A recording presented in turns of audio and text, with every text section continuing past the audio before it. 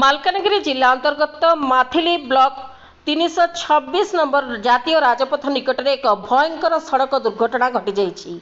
यह मुख्य रास्ता पंगाम माथिली मझिरे सिंगाल बेसा निकट में घटी। एक बाली बोझेई हाइवा गाड़ी नंबर OD 10B6621 सामना पटु आसुथिबा मक्का बोझेई ट्रक गाड़ी नंबर AP 305499 सह मुहांमुही धक्का होइतिला। एते भयंकर दुर्घटना घटी जाइतिले मध्य गाड़ी रे थिबा दुई ड्राइवर अल्पके बर्ती जाइछंती।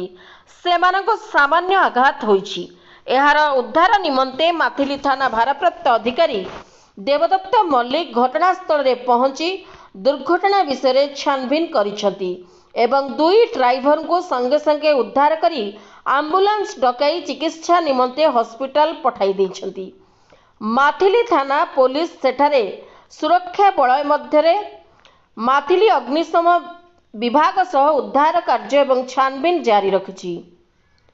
मालकानगिरी जिल्लारू Prashant Kumar Sagaria report, prime TV Odia.